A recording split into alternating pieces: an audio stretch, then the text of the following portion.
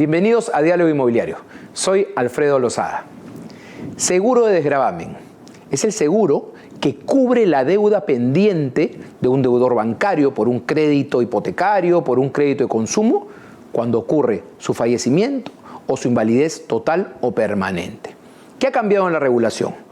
La Superintendencia de Banca y Seguros ha determinado que ya no es un requisito obligatorio para un crédito, solo lo será para los créditos hipotecarios, los créditos que sirven para comprar una vivienda. Esto ha generado diversas opiniones. Algunos dicen, ¿y quién va a pagar la deuda? Cuando ocurre esto, cuando fallece el deudor o tiene una invalidez permanente o total. Decían, podían ser los herederos, pero los expertos señalan que no es así, que en caso ocurre el fallecimiento y no hay un seguro pactado entre el banco y el deudor, tendría que cobrarse con la masa hereditaria, con los bienes que tenga esta persona, este deudor, en caso de fallecimiento. Y si es invalidez permanente, con los bienes que tenga de propiedad. Esto afectaría así finalmente a los herederos, ¿no? O los posibles herederos, porque el banco iría contra los bienes. Con un seguro de desgravamen, el deudor está protegido. Si pasa algo, el banco se cobra y no se van con los bienes. Vamos a ver qué ocurre, cómo lo toma el mercado. Algunos señalan también que esto podría generar que suban las tasas de interés, que los bancos pidan más requisitos. En todo caso, esperemos que sea una norma que fomente el crédito formal, que es fundamental.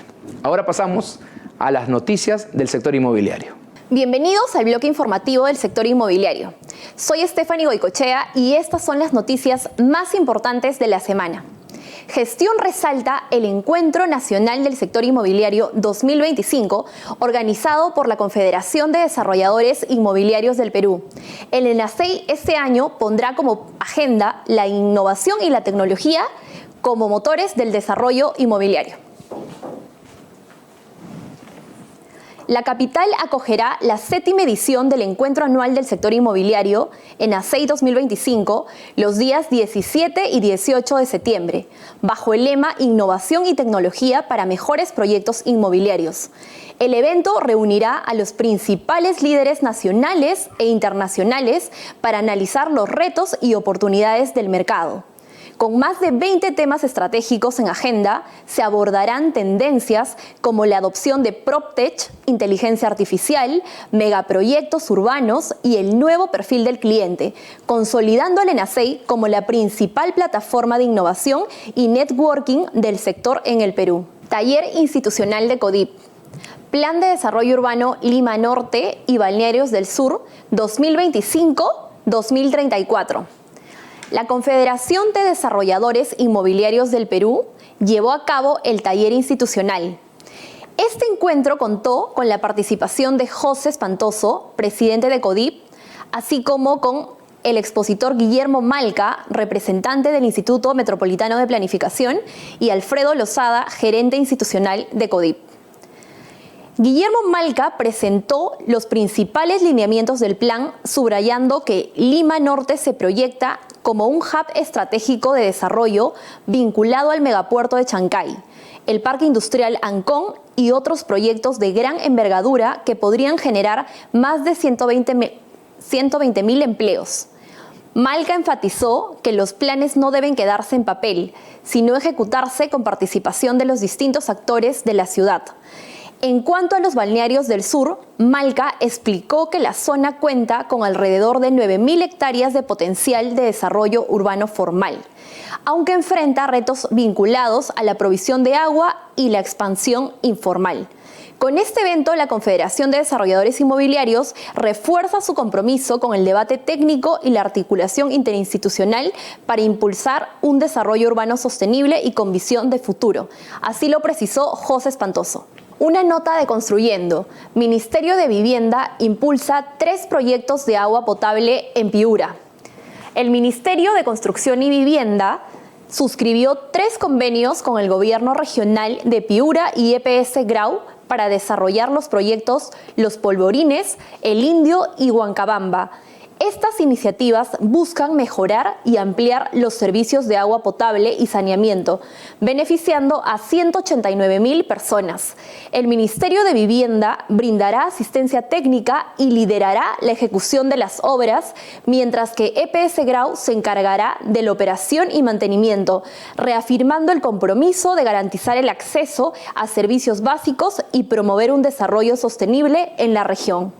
Soy Stephanie Goicoechea y estas fueron las noticias más importantes del sector inmobiliario. Vamos a una pausa y regresamos.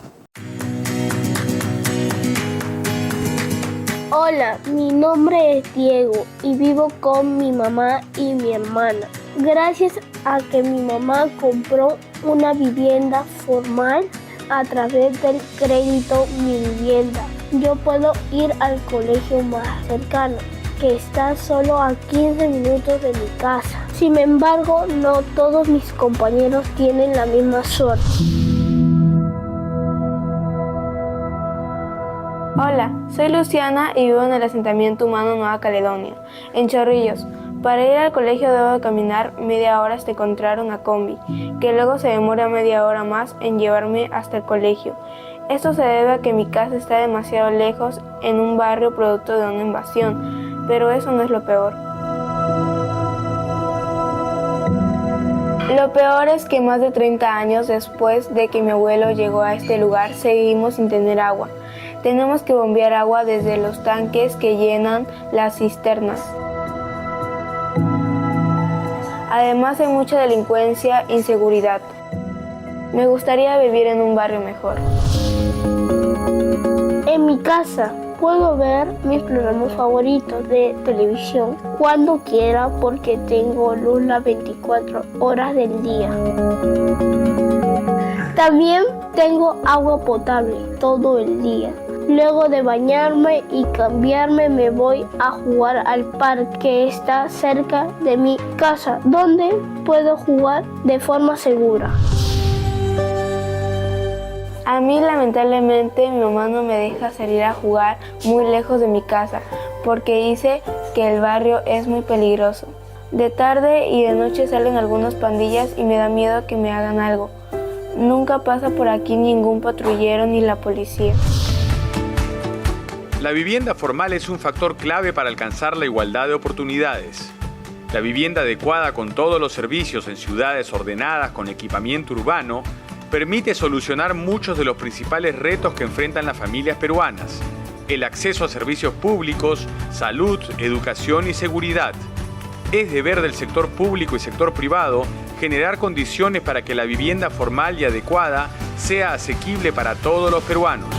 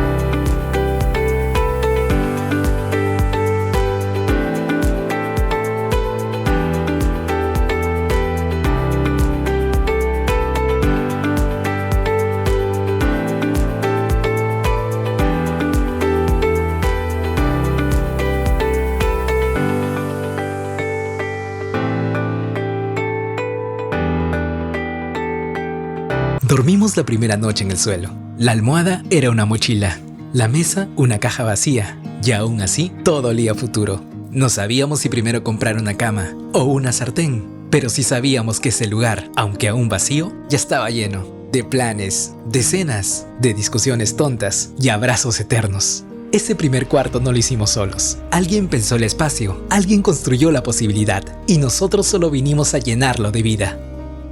Hoy aún hay familias que viven sin agua ni seguridad, pero ahora, más que nunca, la vivienda formal está a su alcance. Miles de peruanos ya iniciaron su nueva historia en un espacio para soñar un mejor futuro. Continuamos con Diálogo Inmobiliario. El arquitecto es un actor fundamental en el desarrollo inmobiliario, es el que diseña. Los proyectos tienen que ser diseñados por arquitectos. Y ahora nos acompaña José Orrego. Él es gerente general de Metrópolis, una oficina de proyectos inmobiliarios con más de 35 años de experiencia. ¿Cómo está, Pepe? Alfredo, muchas gracias por esta invitación. Muy contento de poder compartir contigo esta conversación. Gracias a ti por estar acá y vamos a conversar contigo sobre lo central, ¿no? La arquitectura, importantísimo. Está mejorando mucho el diseño arquitectónico en nuestra ciudad y eso impacta para una mejor ciudad. Y hablando de ciudad, ¿cómo debe crecer una ciudad? Bueno, en el caso de Lima en particular, creo que nuestro crecimiento es orgánico. Yo creo que la ley de municipalidades ha creado un problema estructural que no permite imaginarla como un todo. Y cada municipalidad o cada autoridad fragmentadamente hace políticas que responden normalmente a intereses políticos. Lima, a diferencia de otras ciudades, está fragmentada, pero por ejemplo ciudades como París o como Bogotá tienen una sola autoridad y eso permite organizar mejor el conjunto, ¿no? ¿Qué es lo que deberíamos tratar de que eso suceda? Y el concepto de crecimiento, por ejemplo, no sé, Sao Paulo. Sao Paulo tiene el doble de población de Lima, casi 25 millones de habitantes, pero su espacio es la mitad de Lima, porque ha crecido hacia arriba. ¿Por qué nuestra ciudad no crece hacia arriba? Nuestra ciudad cada vez crece más plana, alejando el agua, los servicios, la infraestructura, se desconsolida en vez de consolidarse. Sí. Yo vengo argumentando y escribiendo permanentemente sobre la necesidad de romper esta especie de barrera a la altura. Hay una especie de horror a la altura en Lima, de parte de las autoridades y seguida por los vecinos, ¿no? Lima debería ser una ciudad que crece verticalmente y deberían haber políticas dirigidas a fomentar el crecimiento vertical de la ciudad. Obviamente esto no puede pasar en todos lados, esto tiene que haber ciertas condiciones. Yo inclusive imagino, por ejemplo, en Londres, los edificios altos no tienen sótanos, porque no se requiere parqueos, y la razón es porque tienen un buen transporte público. Entonces, este crecimiento vertical debe ir acompañado del crecimiento, por ejemplo, del transporte público. Yo en algún momento proponía que por qué no generamos una norma donde empieces a liberar de autos y dar más altura en zonas donde lleguen las estaciones de metro, ¿no? Debería haber un radio que ya uno podría normar que permitiría que hayan edificios en altura. Hoy día, por suerte en el Perú, ya se están empezando a mirar los rascacielos. Un rascacielos es considerado aquellos edificios de más de 150 metros. El primero está por construirse, ¿no? Que está siendo promovido como un edificio de departamentos. Pero yo creo que eso debería haber más. Yo creo que ahí deberíamos fomentar el crecimiento en altura porque es el uso más eficiente del espacio. Y no solamente en altura, y además en uso. Edificios de uso mixto en altura, que es la mejor forma de utilizar el suelo. Correcto. Hablas de transporte público y aprovechar que ahora ya hay una línea 1 del metro, ya se viene la línea 2 del metro subterránea, hay un metropolitano, ¿no? Y debería haber muchísimo más. La vía expresa sur que se está generando ahora y el buen transporte público que esperamos haya en ellas, debería generar también ser acompañado de una densificación, ¿no? De un crecimiento vertical de la ciudad, para así evitar tanto estacionamiento y tanto auto, porque es aprovechar el transporte público, ¿no? Lo que tú decías. Sí, correcto. Lima debería ser una ciudad que promueve el uso de rascacielos, ¿eh? Yo permanentemente vengo sustentando esto. Lo que pasa es que muchas autoridades dicen esto va a generar un impacto en la ciudad. Y eso no es verdad, porque muchas veces el crecimiento de altura no debe venir acompañado de una bolsa de parqueos que acompañe.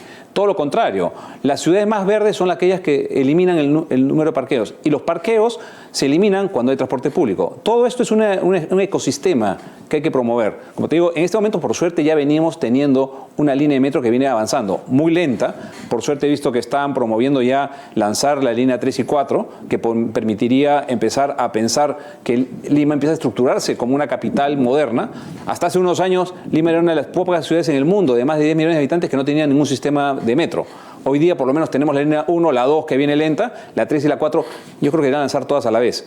Pero eso ayudaría a empezar a buscar estos criterios de densificación en altura, ¿no? Así es. Tú tienes experiencia y desarrollas proyectos en Bolivia, en Honduras, en Ecuador, más de 500 proyectos y sabes lo que está ocurriendo en las diferentes zonas del mundo, ¿no? Lima la considera que está retrasada en su desarrollo y en crecimiento inmobiliario. Sí, Lima en general está muy postergada. Yo la sensación que tengo es que Lima, los criterios de zonificación que se manejan son como si Lima fuera un gigantesco dormitorio. Existen muy pocos stocks de zonificación para equipar la ciudad. Entonces yo cuando quiero hacer un centro comercial, un hospital o algún otro uso, hoteles, siempre es complicado. Casi toda la zonificación, es más, todo el discurso permanente inmobiliario, casi pareciera que el único tema es la vivienda. Y yo creo que hay que empezar a ver otros temas. Lima debería empezar a pensar que la forma de equipar una ciudad de este tamaño debería empezar a buscar mayores stocks de zonificación que permitan generar la famosa de los 15 minutos, tratar de tener mayores stocks de servicios, de comercio y de facilidades que permitan que la vivienda se acerque a los servicios, ¿no? Claro, una ciudad cercana. Correcto. ¿No? Que cada vez alejamos más la ciudad, más de los centros dinámicos las alejamos. Entonces la gente tiene que trasladarse 2 horas y media para buscar trabajo, para ir a su centro de estudios, en lugar de tener centros consolidados y una ciudad cerca, como es en otras partes del mundo, ¿no? Hablas de rascacielos. Yo escucho y leo, a veces hay rascacielos en Lima. No tenemos ni un rascacielos, como tú has dicho. ¿No? 20 pisos no es un rascacielos. No. Vamos a Buenos Aires, a Santiago, y vemos edificios grandes en el centro de la ciudad promoviendo el buen uso del suelo. Y sobre las áreas también hay algunas críticas. No, muy chiquitos los departamentos, ¿por qué? Y suelen ser críticas no de los que viven en el departamento, sino de gente que lo mira desde afuera. ¿Qué opinas de eso? Yo creo que es un error el empezar a limitar el tamaño mínimo, honestamente. Quizás puede ser un tema que tiene que ver con subsidios, pero yo creo que uno puede empezar a diseñar espacios compactos, digamos, de alta calidad. Hay que normarlos de repente, hay que cuidar que no se generen guetos verticales, ¿no? Pero yo creo que sí es posible trabajar con espacios menores. Es más, en este momento, cuando hablamos de vivienda, en el espectro, digamos, de lo que es vivienda, además de la vivienda para venta y los departamentos, y los lotes, tú tienes lo siguiente que viene es la vivienda para renta. En la vivienda para renta son concepciones de proyectos que vienen con formatos muy compactos, pero con mucha cantidad de servicios. O sea, no hay que tenerle miedo a los formatos compactos. Es más, en esta evolución de la vivienda para renta vienen formatos mucho más elaborados y mucho más sofisticados, como pueden ser el co-living, ¿no? Que ya son espacios compartidos. O sea, existen muchas variaciones donde el tamaño del departamento puede ser mucho más compacto siempre y cuando esté pensado de servicios, ¿no? Es más, este es un tema de tendencia en el mundo. La gente joven cada vez tiene menores posibilidades de acceder a una vivienda, sobre todo a las zonas donde trabaja. Una ciudad como Lima, donde el suelo es caro y escaso, la posibilidad de poder tener viviendas de menor tamaño que permita ser accesible a las nuevas generaciones debería ser una política de Estado. Y si en Lima estamos así, en los demás departamentos del Perú, ¿cómo es la situación? Los demás departamentos adolecen de los mismos problemas que tiene Lima en el sentido de que la ley de municipalidades fragmenta la posibilidad del territorio y que es administrado por distintas autoridades. Eso limita mucho la posibilidad de ordenar la ciudad. Por eso yo creo que en provincia lo que pasa es que se siente menos porque el impacto ha sido menor. Lima es quizás la más impactada. Bueno, no solo Lima. En realidad, el suelo inmobiliario de Lima no debe ser más del 40%. El resto crece en otras formas, ¿no? Y eso también es un problema. En provincia, yo he tenido, digamos, he visto en algunas ciudades como Trujillo, sí he visto buenos planes que han podido estructurar y en ciertas ciudades como Piura uno puede intuir hacia dónde crece la ciudad y eso permite generar suelo.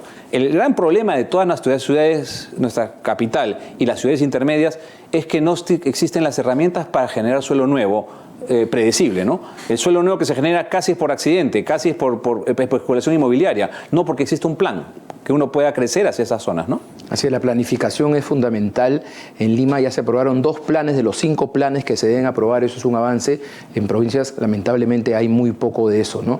Porque las autoridades lo ponen, me parece, como último tema, ¿no? Tienen otros problemas y el último. ¿Qué opinas, por ejemplo, que hayan incentivos presupuestales desde el gobierno central a las municipalidades que cumplan con planificar ciudad, que es una de sus obligaciones? Yo creo que eso es fundamental, porque creo que ha demostrado que la nobleza del subsidio en general.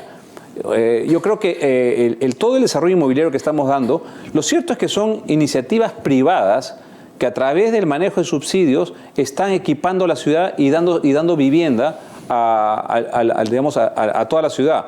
Y eso me parece bien.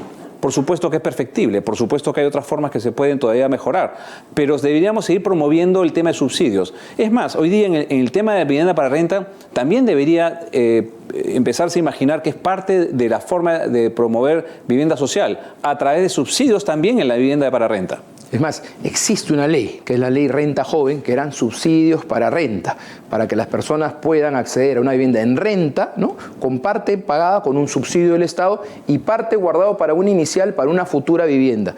Lamentablemente no existía oferta orgánica para esta persona, es decir, las personas que alquilaban no querían dar su vivienda porque decían, no, me van a controlar porque no pago impuestos, me van a controlar porque mi vivienda no es adecuada para renta. Entonces había el dinero, los fondos, está la ley, pero no había la oferta. Lo que tú dices, ¿no? El multifamily, que lamentablemente no existe por diferentes complicaciones, entre ellas unas tributarias, ¿no? Sí, nosotros tuvimos la posibilidad de diseñar el primer multifamily que se ha construido en el Perú, ¿no? Que está ubicado en la avenida Juan de Arona con Arequipa. El único. Es el único en este momento. Están por entrar otros proyectos, pero todos vienen muy lentos por los problemas, digamos, de tributarios, inclusive de legislación, ¿no? Cómo estructurar esta categoría inmobiliaria dentro de la norma existente. Pero yo creo que es inevitable. Esto es un tema de tendencia en el mundo. La vivienda para renta es algo que se debería promover desde el Estado para complementar la oferta de venta, sobre todo para nuevas generaciones. Más o menos en el mundo funciona que la vivienda para renta es parte de los vehículos muchas veces para acceder después a la vivienda final, a la vivienda propia. ¿O no? Hay mucha gente joven que nunca, en otras partes del mundo, piensa que comprar una vivienda es parte de un requisito.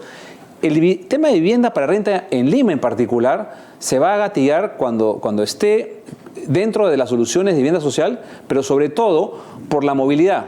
Un fenómeno de ciudad grande como la nuestra es que la gente empieza a ver movilidad interna dentro de la ciudad. La vivienda para renta permite que uno se empiece a acercar a las zonas donde trabaja, donde tiene que vivir dentro de sus actividades regulares y de esa forma no tener que estar en el tráfico, ¿no? O sea, lo que debe ocurrir en Lima cuando la vivienda para renta se gatille es que va a haber mucha movilidad dentro de la ciudad. Y eso es un fenómeno de ciudad grande. Correcto. Vamos a una pausa y continuamos con Pepe Orrego hablando sobre la arquitectura y el diseño en nuestro país. Dormimos la primera noche en el suelo. La almohada era una mochila. La mesa, una caja vacía. Y aún así, todo olía a futuro. No sabíamos si primero comprar una cama o una sartén. Pero sí sabíamos que ese lugar, aunque aún vacío, ya estaba lleno. De planes, de cenas, de discusiones tontas y abrazos eternos. Ese primer cuarto no lo hicimos solos. Alguien pensó el espacio, alguien construyó la posibilidad y nosotros solo vinimos a llenarlo de vida. Hoy aún hay familias que viven sin agua ni seguridad, pero ahora, más que nunca, la vivienda formal está a su alcance. Miles de peruanos ya iniciaron su nueva historia en un espacio para soñar un mejor futuro.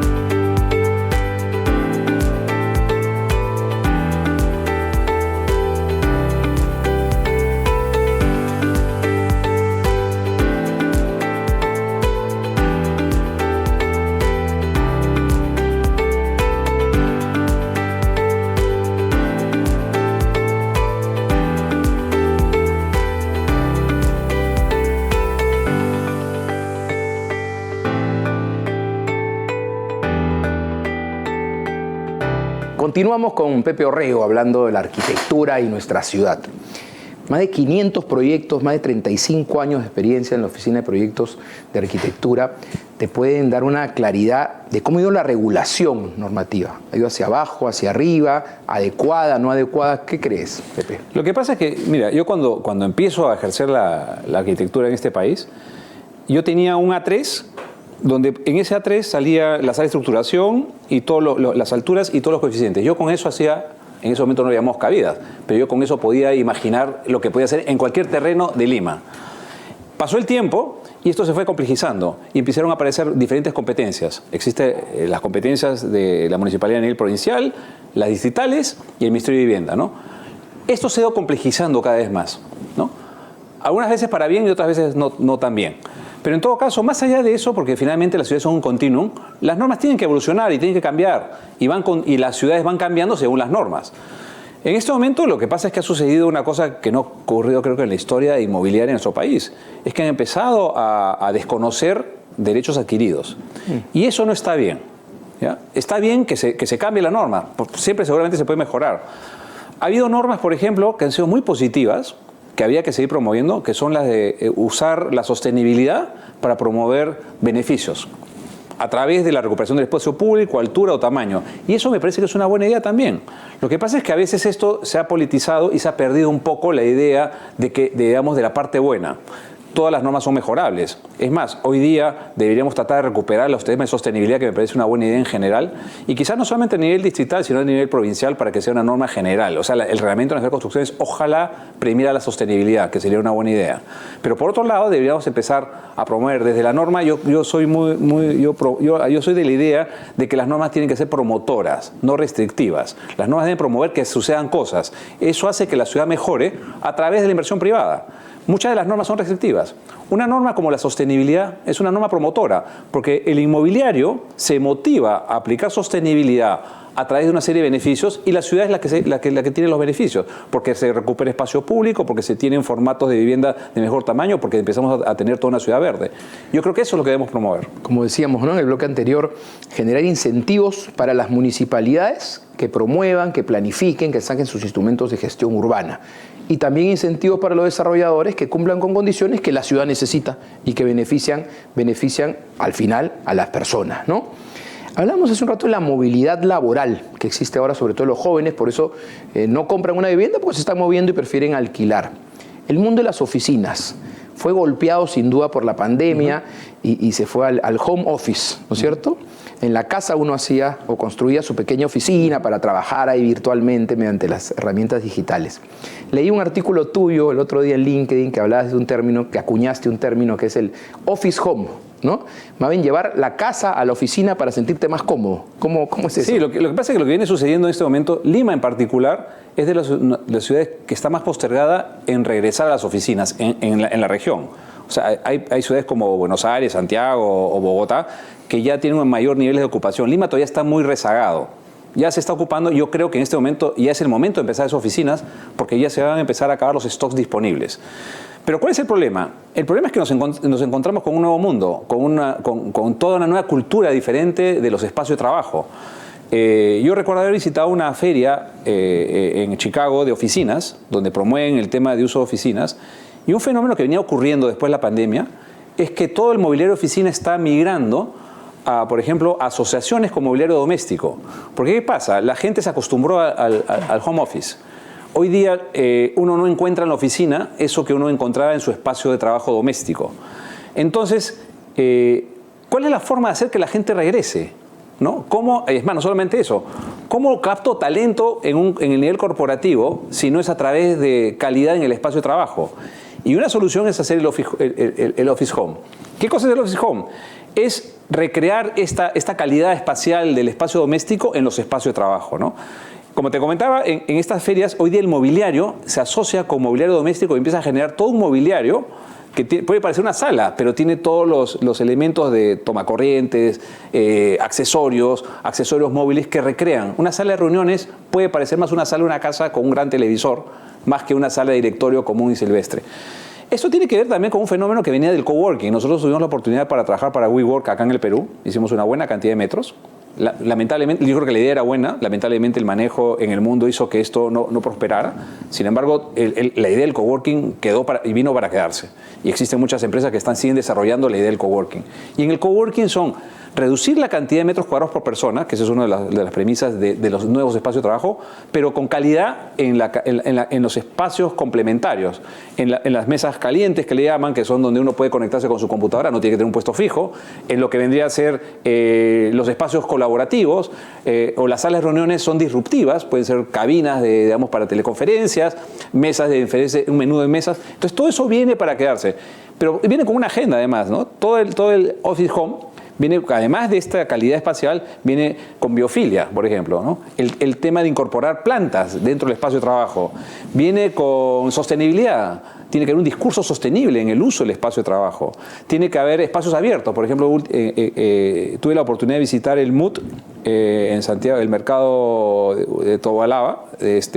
Y la última torre que están construyendo, que me pareció muy interesante, ya incorpora inclusive terrazas como espacio de trabajo. El edificio de oficinas tiene terrazas. Uno puede rebatir la fachada y conectar el espacio interior con el exterior, y uno puede tener una calidad espacial de una terraza, por ejemplo, como espacio de trabajo. Entonces, son cosas que vienen sucediendo. Acá en el Perú, empresas como Urbanova o como Centenario han hecho un esfuerzo notable por crear espacio urbano, ¿no? Para crear áreas comunes que le den calidad a sus espacios de trabajo, ¿no? Lo que ha hecho Urbanova en Begonias es un buen ejemplo de eso, ¿no? Que ha metido área comercial con calidad espacial de un espacio urbano, con áreas verdes, para dar calidad a los metros cuadrados que tienen ubicados en la zona, ¿no? Centenario está haciendo algo similar también, ¿no? Sí, en lo que decías de las Begonias, efectivamente, no es que hago un proyecto, sino que hago todo un plan maestro de la zona, ¿no? Integro veredas, pistas, parque. Eso es lo interesante, ¿no? Esa visión no de isla, sino mucho más grande de la ciudad. Tiene que ver con esta idea de los de los macrolotes intervenidos, ¿no? Que hay algunas municipalidades que están satanizando, pero que es una buena idea el poder empezar a peatonalizar calles e integrarlas con espacios públicos y reducir la presencia del auto, ¿no? Eso es algo que también ojalá pudiéramos las municipalidades empezar a provocar para crear mejor calidad en el espacio, sobre todo en una ciudad como Lima que adolece de muchas áreas verdes, ¿no? Escribías sobre los retranques, el otro día en uno de tus artículos, y hasta el alcalde de Lima creo que entró ahí a conversar contigo sobre esto. ¿Qué planteas? Sí, lo que pasa es que yo creo que uno de los problemas estructurales del reglamento es tal cual está concebido. Lima está hecha para tener una fachada principal, 2 muros laterales ciegos y una fachada de servicio, o sea, en general, ¿no? O sea, todos los proyectos tienen esa solución. Y es porque casi el reglamento nos obliga a hacer eso. Todos los arquitectos, por más creativos que seamos, y los mejores arquitectos que podemos estar acá trabajando en la ciudad, tenemos esa limitación, porque hay una presión sobre lograr la mayor constructibilidad posible dentro de cada lote, porque el suelo en Lima es costoso. El suelo de Lima es caro y escaso, entonces tratar de lograr los metros cuadrados posibles, máximos, es el reto. Y eso obliga a que se hagan proyectos, digamos, rechonchos, aplastados, apretados contra las paredes y con una sola cara hacia el frente. Entonces, lo que proponía yo era en verdad algo que no es descubrir la pólvora, eso existe en muchas ciudades, en Santiago, en Nueva York, en muchas ciudades, en Bogotá, que es empezar a hacer, no perder constructibilidad y empezar a hacer retranques hacia arriba.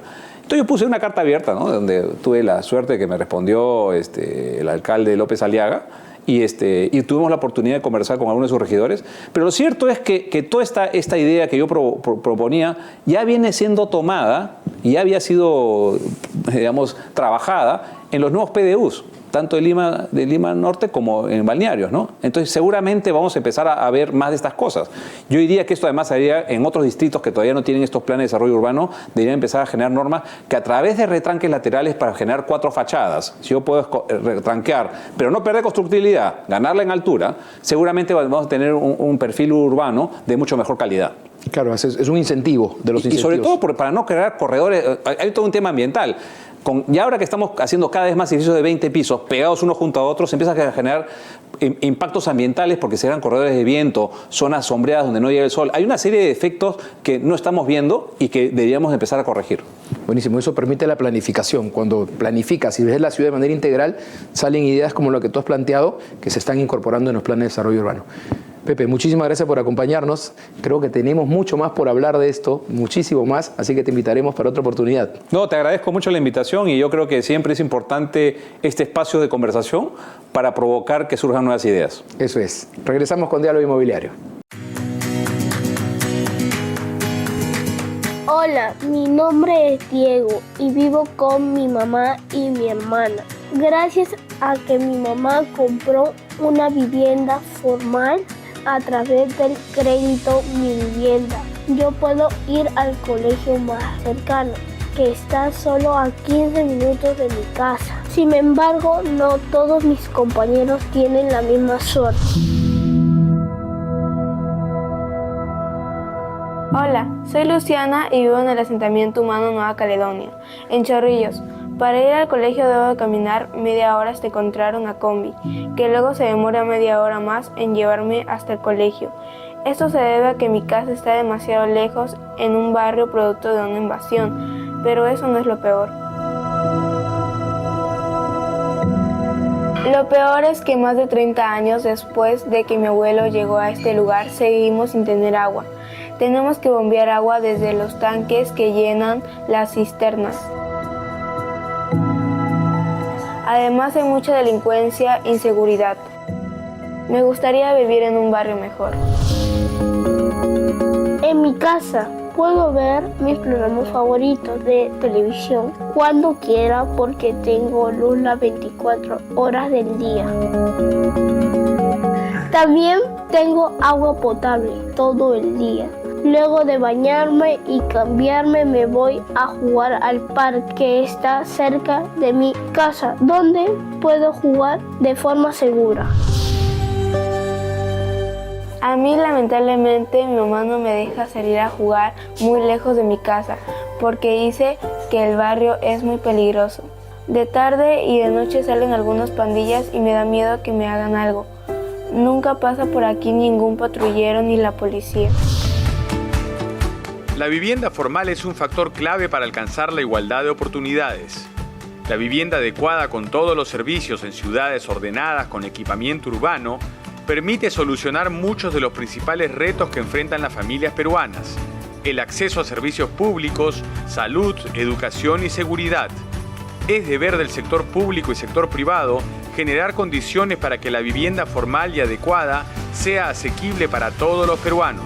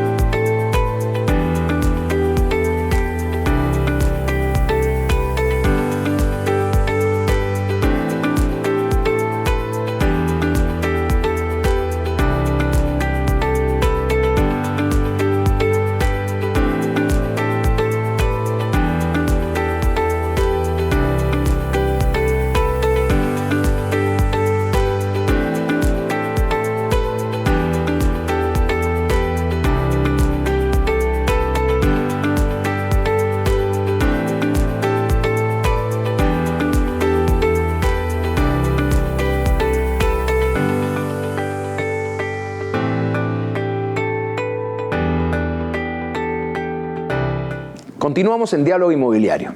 Quiero comentarles algo. Hace 5 o 6 años se emitió una ley que permitía que los recursos del canon minero, pueda ser utilizado para generar vivienda. Qué buena idea, ¿no? Pasaron muchos años y esta ley no se usaba.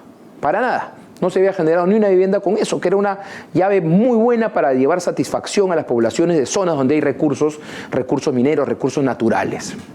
Por suerte, hace unos años, llegó al Ministerio de Vivienda el viceministro Hernán Navarro, que nos acompaña. ¿Cómo estás, Hernán?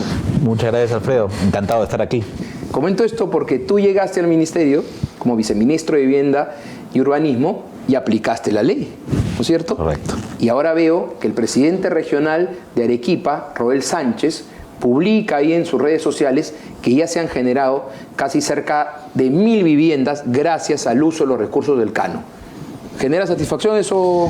Totalmente, bastante satisfacción. Como tú bien refieres, esto venía de una ley congresal, ¿no? Del año 2018, para ser exacto, pero no se implementaba porque faltaba hacer unos cambios normativos adicionales, complementarios, que se llegaron a hacer ya en el año 2023, 2024, ¿no? Y de una manera muy ágil, porque justamente este mecanismo, el bono Canon, permite que de manera muy eficiente se pueda contar con viviendas, ¿no? Así es. Desde ACI, ahora CODIP, hicimos toda una publicación en el Diario del Comercio, una portada. José Espantoso publicó un artículo diciendo, ¿no? Han pasado 5 años de esta ley, todavía no se usa, no se ha generado vivienda formal, a pesar que está permitido. Y eso impulsó también, creo, ¿no? Entonces, por supuesto, bastante. Ha sido una alineación. Y llegaste tú al viceministerio y aplicaste esto, ¿no? Y ya se han celebrado convenios con varias municipalidades. Por supuesto que sí. El primer paso para implementar este mecanismo es la suscripción de convenios con los gobiernos regionales o municipales, y hasta más o menos a comienzos de año ya habían firmado más de 12 convenios con diversas entidades, ¿no? del Estado, y ya han materializado alrededor de 1.200 viviendas, ¿no? 1.200 viviendas hechas con el bono Canon, que es un recurso a veces no ejecutado por las entidades de gobierno, ¿no? y que ya los buenos gobernadores, las buenas entidades eficientes están haciendo uso ya de este mecanismo, y como tú bien refieres, Alfredo, esto está siendo ya una realidad, ¿no? Ya hay una entrega específica de alrededor de 1.200 viviendas, ¿no? Esta ley del 2018 la desarrolló y la hizo realidad Carlos Brus, el ahora el ex ministro de Vivienda, que es congresista y ahora alcalde de Surco. Hay que reconocer ese trabajo. Que sí. Y por supuesto las autoridades como el alcalde y el presidente regional de Arequipa, que es Roel Sánchez, que impulsó y tomó esta idea. Fue el primer gobernador en hacer esto. Celebró el convenio con el Ministerio de Vivienda y ahora se ha podido lograr ello. ¿Qué otras opciones se tienen para generar vivienda, para generar infraestructura? Tú eres un experto en estructuración inmobiliaria, estructuración de proyectos. ¿Qué posibilidades ves para poder llevar más formalidad, más vivienda a los peruanos que tanto la necesitan? Sí, Alfredo, el desafío que tenemos es enorme como país. Tú sabes de que se requieren alrededor de 142.000 viviendas al año y solamente se producen alrededor de 70.000 viviendas, cuanto mucho. O sea, hay cerca de 72.000 viviendas que no son satisfechas, no son 72.000 familias, que no encuentran una vivienda asequible, ¿no? Y por tanto terminan ocupando suelo de manera informal, con todo lo que eso significa, ¿no? Zonas de riesgo no mitigable, sin servicios básicos y condiciones mínimas de habitabilidad, ¿no? Entonces, eso nos obliga a nosotros a impulsar nuevos mecanismos, ya no solamente utilizar el mecanismo tradicional vía Fondo Mi Vivienda, Techo Propio, los programas Mi Vivienda, que son importantes, sí, pero necesitamos complementar y generar nuevos mecanismos para acelerar ese proceso. Y en esos nuevos mecanismos tenemos uno muy importante, que es los proyectos en activos, y el otro mecanismo importante es el de obras por impuesto, ¿no? Son dos mecanismos alternativos importantes que se impulsaron en su oportunidad con el propósito justamente de maximizar la ejecución, ¿no? El mecanismo de proyectos en activos, por ejemplo, y obras por impuesto, tiene la particularidad de poder presentar iniciativas privadas, o sea, darle la opción que desde el sector privado se planteen proyectos estructurados, ¿no? Y eso agilice tremendamente el procedimiento, ¿no? Así es, y obras por impuestos es fundamental para generar infraestructura, ¿no? Correcto. No sé, petares, infraestructura de ensanamiento para poder habilitar el suelo, porque suelo hay. El problema es que no hay suelo urbano, es decir, suelo con los servicios. Suelo hay bastante, ese que los traficantes de tierra toman y comienzan a generar la informalidad con la usurpación de terrenos y generar la ilegalidad, la construcción sin asistencia técnica y todos estos problemas que terminan haciéndole tanto daño a la ciudad y a las propias familias que por necesidad se ven obligadas a ello. Si el Estado implementa obras por impuesto, por ejemplo, en habilitaciones urbanas. Correcto. ¿Cómo verías eso? Sí, el mecanismo de obra por impuesto, y hay que reconocerlo, se ha ido perfeccionando, ¿no? A lo largo de los años, porque el mecanismo empezó en el año 2009, ¿no?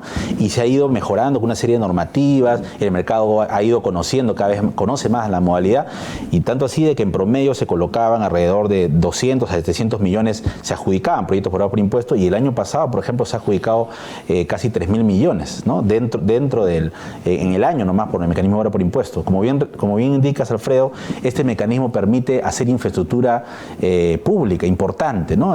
Por ejemplo, habilitación urbana, que tú sabes que es un elemento fundamental para desarrollar ciudad, para desarrollar programa de vivienda, ¿no? Permite hacer pistas y veredas, equipamientos urbanos en general, parques, jardines, proyectos de saneamiento de agua y desagüe, que son un ingrediente fundamental para la habitabilidad y generar ciudad, ¿no? Así que el mecanismo está abierto para poder impulsar esto y, como te digo, esto se puede combinar, no es que una modalidad de inversión sustituya a la otra, al contrario, son complementarias, ¿no? Se puede impulsar mecanismos de obras por impuesto, mecanismo de proyectos de activo y mecanismo del Fondo Mi Vivienda, todo integrado pensando en un enfoque ciudad, ¿no? Pues los proyectos son integrales normalmente, ¿no? O sea, no solamente es vivienda, sino requieren el saneamiento, el agua, los equipamientos urbanos y todo se puede impulsar vía estos mecanismos, ¿no? Hay un proyecto muy importante en Moquegua, ¿no? Sobre proyectos en activos, donde el gobierno regional con el sector privado han logrado generar casi 5.000 viviendas, me parece. Correcto. Eso es buenísimo.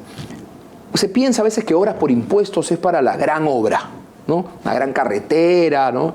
Pero no, también puede haber obra por impuestos en municipios pequeños. Correcto. Donde se puede ayudar en el parque, no sé, comprar maquinaria para el municipio. Correcto. O las máquinas para recoger basura, no sé. También se puede aplicar obras por impuestos para estos proyectos chicos en municipalidades que no tienen muchos recursos. Por supuesto, Alfredo. De hecho, una de las mejoras que ha ido implementando el mecanismo de obras por impuestos es poder incorporar lo que se llaman las denominan las IOR, ¿no? O sea, son las intervenciones menores, digamos, de rehabilitación, mejoramiento que se requiere normalmente, ¿no? Por ejemplo, alguna pista que ya existe, pero requiere mejorar, requiere volverse a factar o hacer su mantenimiento, o de repente un local municipal, ¿no? Que requiere actualizar todo su mobiliario, su equipamiento, ¿no? Entonces, el mecanismo es muy flexible en ese sentido y básicamente exige, digamos, que pase por el InvierTP, que es básicamente la idea de poder formular un proyecto integral y que atienda un fin público, ¿no?